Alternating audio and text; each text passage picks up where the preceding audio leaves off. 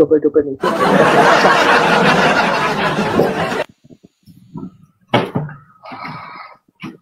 Open cam. Halo, selamat tengah hari. Selamat pagi. Ya, Bapak Muslim Kristen Pak. Open cam Pak. Masih Muslim sih. Enggak, saya diarahkan sama teman-teman untuk minta tolong didoain saja. Kalau bisa sih. Kenapa Pak Firman? Apa yang mau didoain? Enggak, apa? Teman-teman Kristen arahkan saya untuk ke channelnya kakak ini. Bapak Muslim tapi mau menjadi Kristen atau bagaimana ini? Coba aku nggak ngerti. Coba diceritakan dulu. Iya,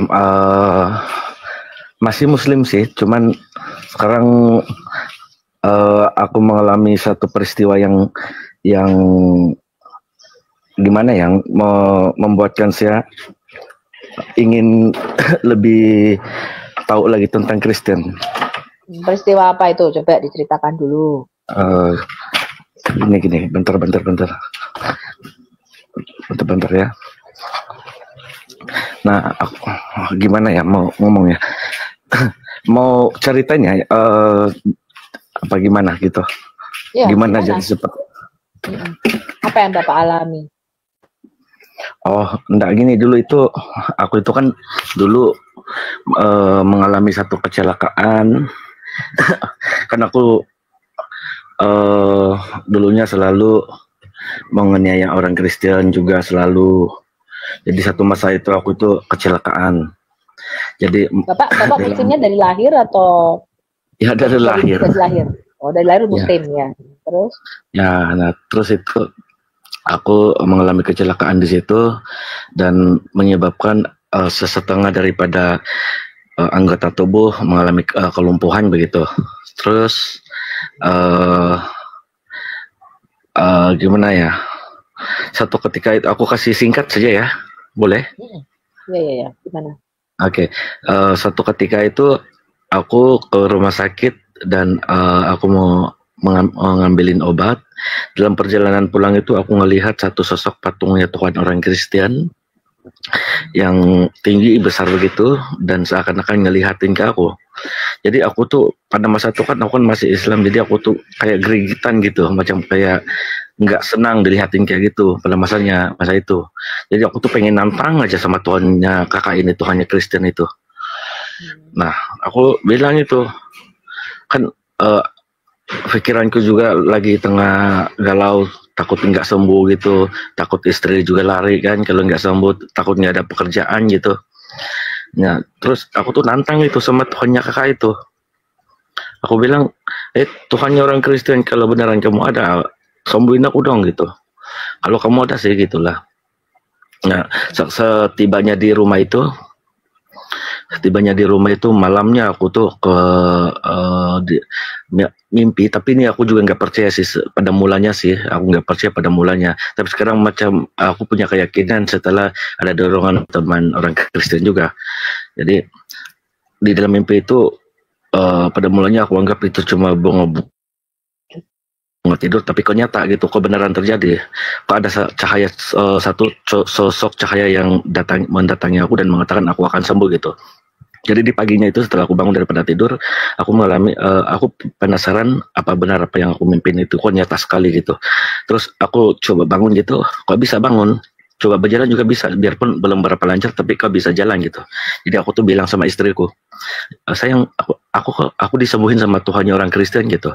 Tapi istri aku itu marah-marah gitu, kamu tuh udah gila gitu, sinting kamu bilangnya, mana bisa Tuhannya orang Kristen nyembuhin orang bilangnya. Aku diam lah, aku pendam gitu. Terus selepas itu aku nanya ke teman orang Kristen, bilangnya itu adalah satu kuasa, sosok cahaya daripada Tuhan katanya. Tapi kalau aku masih belum puas hati dengan jawaban yang aku dapat daripada teman-teman Kristen itu, aku coba bertanya kepada teman-teman Islam pula, gimana pendapat di sisi pandangan orang Islam. Nah di situ aku dapat satu jawaban yang sangat mengecewakan saya, sebab Ustadz yang mengatakan itu katanya sosok itu sosok jelmaan yang menyerupai Dan stroke itu sebenarnya adalah iblis, dan dia benar-benar akan dia sembuhin kamu supaya kamu benar-benar tersesat. Katanya sebab Tuhan itu mau siapa aja yang dia pengen sesatkan, dia akan tersesat gitu. Jadi di situ aku terasa kok aku tuh ditakdirkan disesatkan gitu. Terus tuh aku ngerasa kok aku tuh ditakdirkan masuk neraka gitu. Jadi aku tuh kayak kecewa banget gitulah. Jadi aku ambil keputusan untuk ngelupain masalah itu. Aku biarin aja dia berlalu. Terus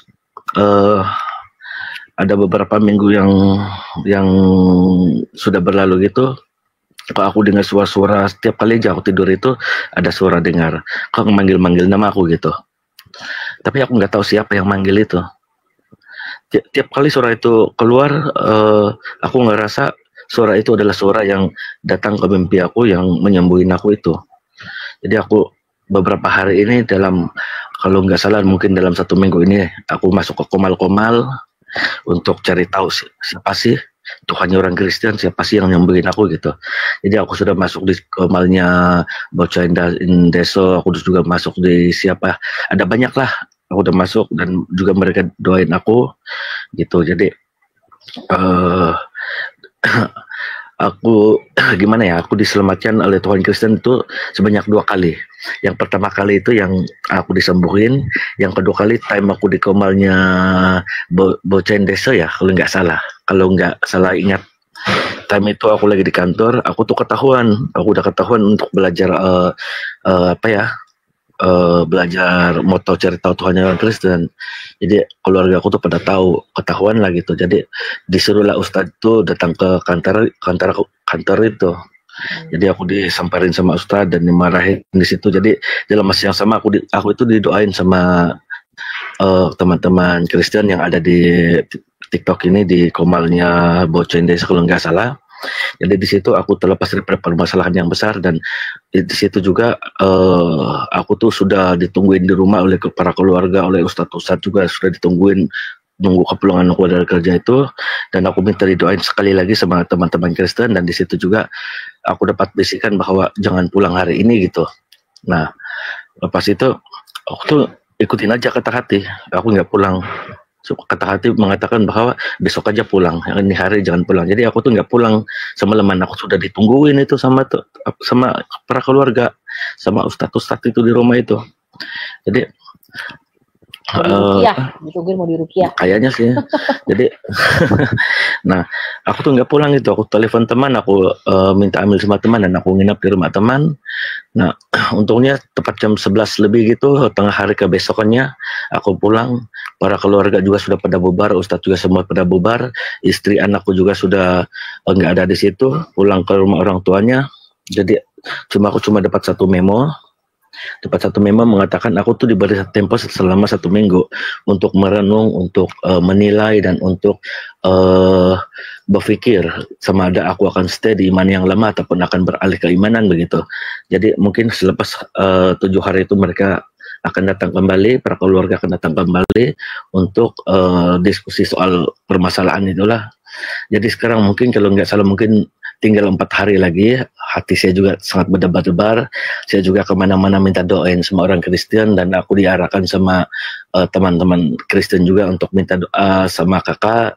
Kemarin aku diarahkan minta doa sama Bu Agatha ya, tapi Agatha kayaknya belum siap untuk mendoain orang. Jadi aku tuh turun aja di situ. Jadi aku diarahkan lagi masuk ke komalnya kakak sekarang. Jadi aku masuk. Jadi itu soalnya. Coba aku tanya dulu, Bapak ini kan Islamnya dari lahir. Terus saya tanya, Bapak itu kalau baca Quran itu Bapak tahu nggak artinya? Aku tuh dari kecil itu nggak ada belajar Al-Quran, sebab aku ini kan ibu aku tuh orang Jawa, aku punya bapak ini orang Sabah, jadi kami itu hidup di perantauan gitu. Jadi aku tuh lahir daripada kecil itu nggak pernah ada sekolah agama, nggak pernah itu. Sampai sebesar ini sampai Bapak menikah ini Bapak tidak pernah tahu agama Islam seperti apa ya sebenarnya ya? Aku cuma dilahirin aja di agama Islam. Bapak sholat 5 waktu selama ini? Ya, aku tuh sholat pun ikut-ikut aja gitu. Tanpa tahu maknanya ya, pokoknya ya karena ikut Islam ya udah ikut karena keluargaku Islam gitu ya? Ya gitu Tapi aja. Nggak ngerti. Nggak ngerti. Cuman istri Bapak juga sama, nggak ngerti apa-apa kalau baca Quran. Istri saya tuh tahu sih, dia tuh selalu tuh. Tapi aku nggak pernah ikut juga sholat. Aku ikut kadang-kadang, tapi ikut-ikutan kayak gitu aja. Kayaknya hati itu nggak sepenuhnya. Lagian apa yang dia pun juga aku nggak ngerti juga.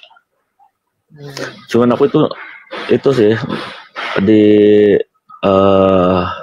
apa ya, kayak bila aku di Islam itu aku ngerasa apa ya, ajaran Islam itu benar aja gitu, benar aja. Biarpun nggak sholat, kata orang tua aku juga, asal Islam itu akan masuk neraka, masuk surga katanya. Nah, asal Islam masuk surga. Nah, ini bedanya sih Pak ya antara kekristenan dengan Islam. Ya. Kalau Kristen tidak seperti itu, jauh berbeda ya, bahkan Alkitab itu tidak pernah bicara tentang agama. Nah, tetapi yang saya mau katakan adalah begini. Kalau Bapak sekarang, hati Bapak bagaimana? Apakah hati Bapak itu mau mengikuti Tuhan Yesus, mau sepenuhnya menyerahkan diri kepada Tuhan Yesus, ataukah Bapak ya cuman masih bimbang, atau Bapak memang tetap mau Islam? Sebenarnya Bapak seperti apa? Sebenarnya sih aku tuh mulai sadar ya. Sebenarnya aku mulai sadar daripada dulu aku itu kayak penjahat gitulah. Kalau ada orang Kristen itu lagi nyanyi-nyanyi di rumah mereka, kayak muji-muji Tuhannya mereka, itu aku tuh umpan batu tuh di atap mereka, bohong gitu. Nah, mereka parah. Jadi itu Bapak itu ya, kerjaannya Bapak itu ya, yang lempari batu di atap ya. Ya kayak gitulah, lagi selalu juga aku aniaya anak-anak orang Kristen itu, aku selalu aniaya itu.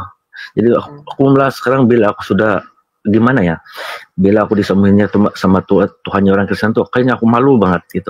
Kok aku orang yang aku aniaya itu, ke Tuhan mereka itu kok nyembuhin aku gitu loh. Nah jadi aku gimana karena Tuhan Yesus itu bukan Tuhannya orang Kristen. Yesus adalah Tuhan bagi semua manusia. Dia datang kepada milik kepunyaannya, dia datang kepada kita. Nah, kalau saya sarankan Pak Firman, Bapak tetapkan hati Bapak. Kalau Bapak memang mau mengikuti Yesus, ya Bapak mulailah membaca Alkitab lebih dulu. Tetapi kalau Bapak mau sepenuhnya mengikuti Yesus, ada harga yang harus dibayar, Pak. Tuhan Yesus berkata begini, kalau kamu mau mengikut aku, kamu harus menyangkal dirimu dan memikul salibnya. Dan harganya itu, saya rasa adalah harga yang tidak murah mengikuti Yesus. Ya, saya meninggalkan keluarga saya, pekerjaan saya, demi Injil kerajaan surga bisa diberitakan. Ya, begitu juga mungkin dengan teman-teman yang lain. Ada harga yang harus dibayar lah. Bapak siap tidak membayar harganya kalau Bapak mau ikut Yesus? Gitu loh. Ya, kayaknya siap nggak siap.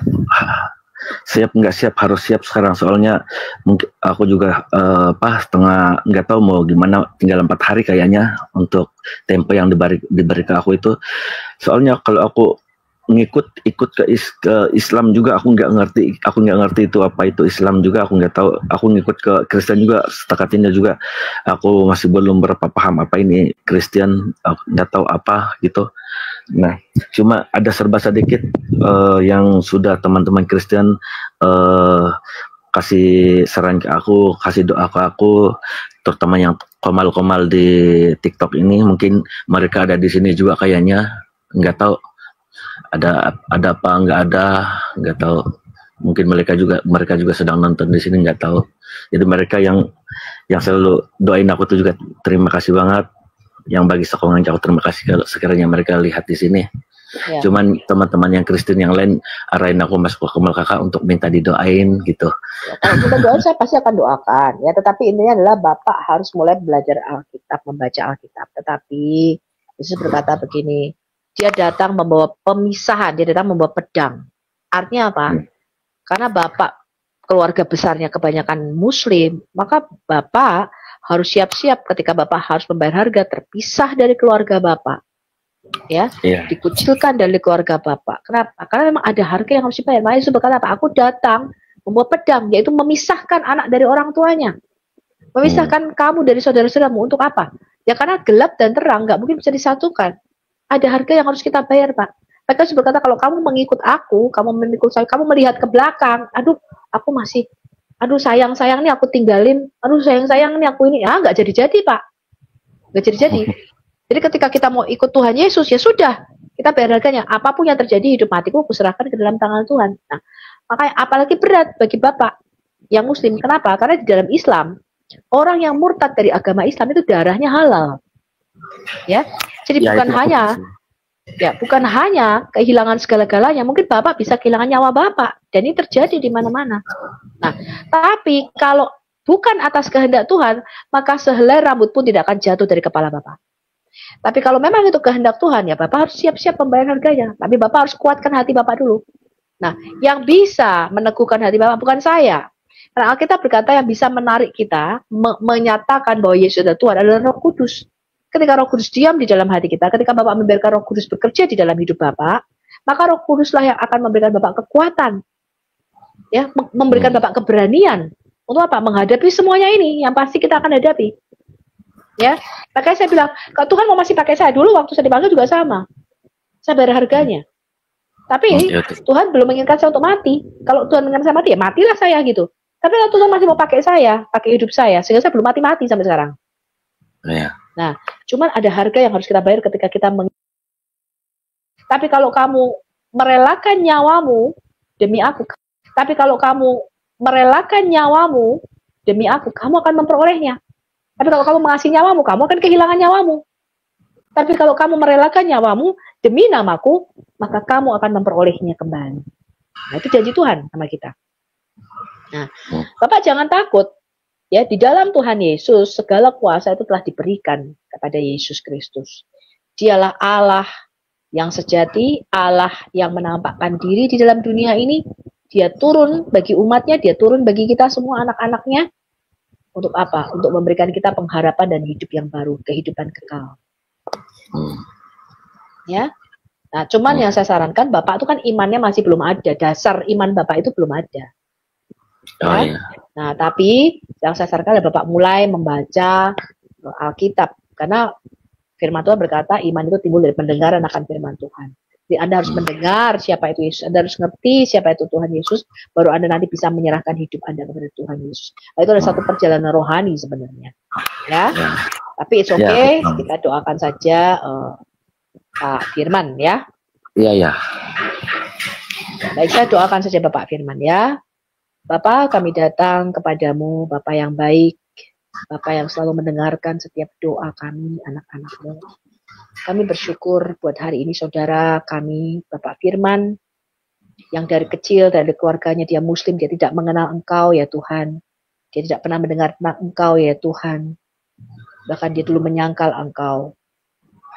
Aku hamba-Mu, aku hanya bisa membawa dia ke dalam tangan-Mu, karena hanya Roh Kudus yang bisa memberikan pertobatan, hanya Roh Kudus yang bisa menarik kami untuk datang kepadamu.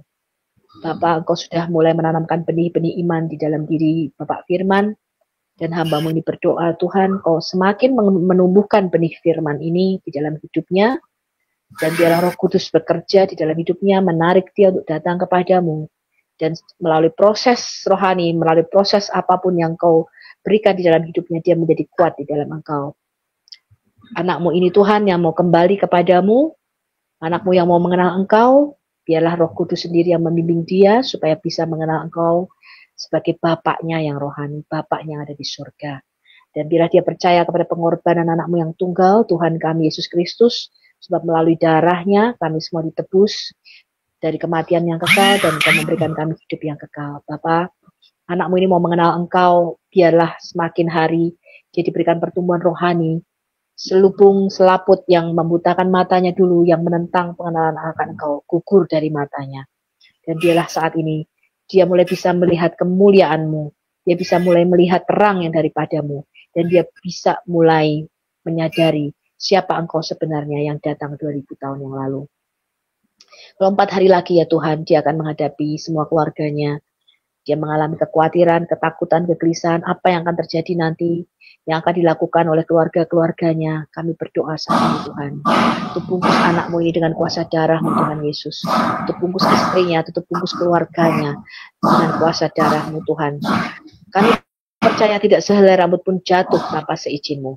Dan kami berdoa Tuhan, jika 4 hari lagi nanti dia datang untuk menghadap keluarganya Tuhan, kami berdoa Engkau sendiri yang memberikan perkataan hikmat, perkataan marifat di dalam lidah mulutnya, untuk dia bisa teguh di dalam imannya kepadamu, supaya dia bisa memilih Engkau lebih daripada dia memilih dunia ini. Bapak, apapun yang terjadi atas anakmu ini, Hamba-Mu serahkan ke dalam tangan-Mu. Engkau sendiri yang bekerja dan memproses kehidupannya dia, supaya dia mengambil keputusan yang tepat dan memilih Engkau sebagai jalan dan kebenaran dan hidup, dan melalui Engkau Tuhan dia bisa memperoleh kehidupan yang kekal. Dan bila dia juga menjadi penyelamat bagi keluarganya, berdoa bagi keluarganya supaya istri dan anak-anaknya juga Tuhan, berdoa Kau sertai mereka supaya Engkau juga boleh menarik mereka dan memberikan jalan keselamatan dan kehidupan kekal kepada keluarga Bapak Firmansyah. Terima kasih Tuhan, Engkau sendiri yang menguatkan dia. Ke dalam tangan-Mu kami naikkan semua doa kami di dalam nama anak-Mu yang tunggal, Tuhan kami Yesus Kristus. Amin. Oke, Pak Firman? Ya, terima kasih. Ya, jangan takut ya, tapi Bapak harus mulai membaca Alkitab, Bapak harus mulai berbicara sendiri, karena hanya Tuhan Yesuslah yang bisa melindungi Bapak. Jangan takut Pak, yang menyertai kita itu lebih besar dari roh yang di dalam kita lebih besar daripada roh yang ada di dalam dunia. Ya, ya, terima kasih. Terima kasih kepada teman-teman yang mengarahkan aku ke sini juga. Ya, shalom. Oke, makasih. Aku dibawa aja ya. Ya, ya.